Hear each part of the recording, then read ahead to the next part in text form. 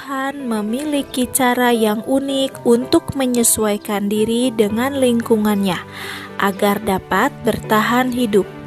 Tumbuhan hidup di tempat yang berbeda-beda.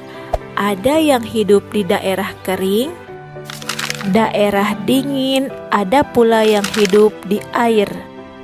Oleh karena itu, bentuk penyesuaian diri setiap tumbuhan pun berbeda-beda, disesuaikan dengan lingkungan tempat hidupnya. Berikut ini cara tumbuhan menyesuaikan diri terhadap lingkungannya. 1. Pohon jati. Pohon jati menyesuaikan diri dengan cara menggugurkan daunnya saat musim kemarau. Pengguguran daun ini bertujuan agar tidak terjadi penguapan yang berlebihan yang dapat menyebabkan tumbuhan kekurangan air dan mati.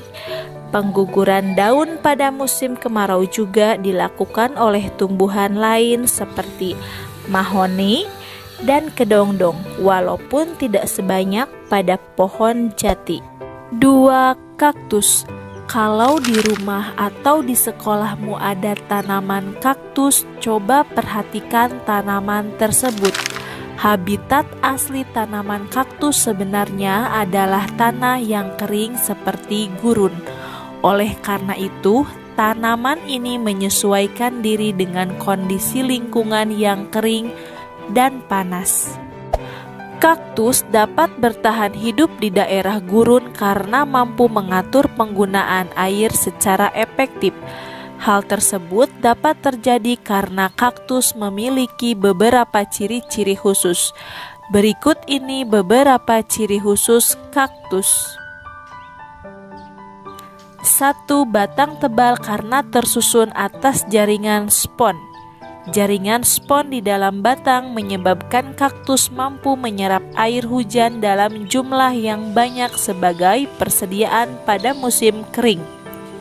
Selain itu, pada permukaan batang terdapat lapisan lilin untuk mencegah penguapan. 2. Akar yang panjang dan banyak. Akar kaktus berukuran panjang dan banyak, menyebar beberapa sentimeter di bawah permukaan tanah. Akar mempercepat kaktus untuk menyerap air hujan yang sesekali turun. 3. Daun berbentuk duri. Bentuk daun kaktus berupa duri sehingga dapat mengurangi penguapan. Selain itu, duri-duri tersebut dapat menangkap titik-titik embun sehingga melindungi kaktus dari kekeringan. Duri juga berfungsi sebagai alat pertahanan dari hewan pemakan daun. 3. Teratai. Teratai merupakan tumbuhan air. Akar dan batang teratai terdapat di dalam air, sedangkan helaian daunnya mengapung di permukaan air. Bunga teratai tampak menyembur keluar dari permukaan air. Meskipun terendam di dalam air, teratai bisa hidup dan tidak mudah busuk seperti tumbuhan lainnya.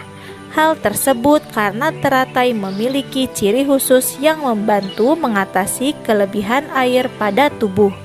Berikut ini ciri khusus yang dimiliki teratai.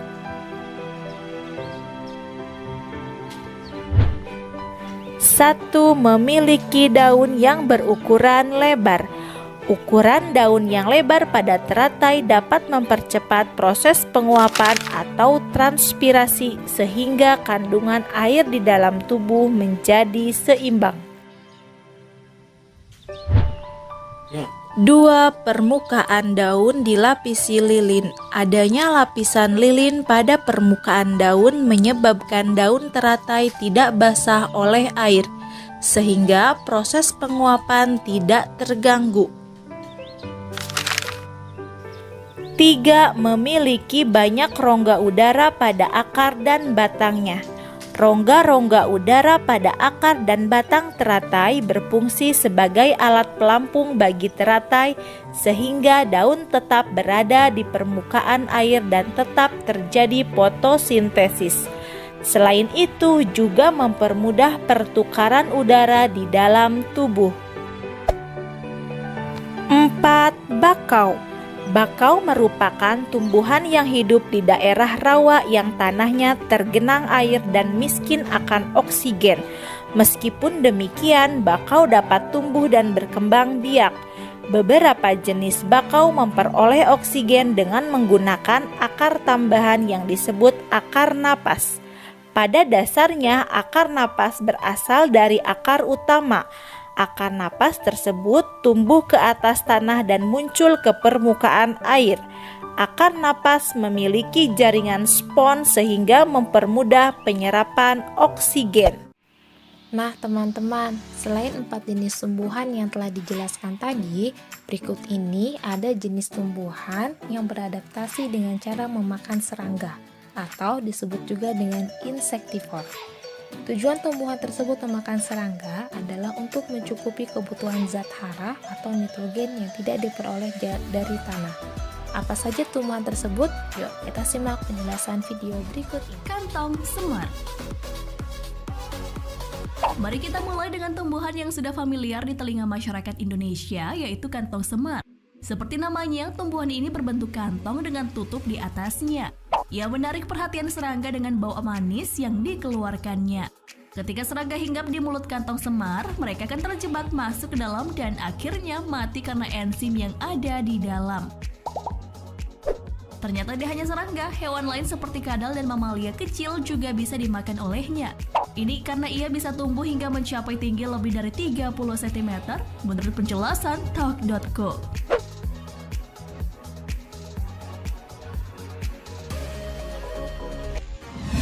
Venus flytrap.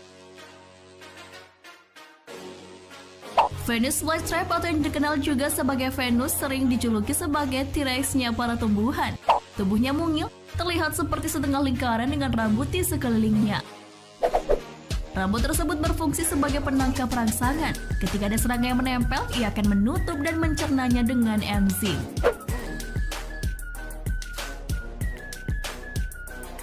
Banyak contoh adaptasi tumbuhan lainnya. Lihatlah tumbuhan-tumbuhan yang ada di sekitarmu, kemudian amati bagaimana tumbuhan tersebut beradaptasi dengan lingkungannya. Terima kasih telah menyaksikan video ini. Wassalamualaikum warahmatullahi wabarakatuh.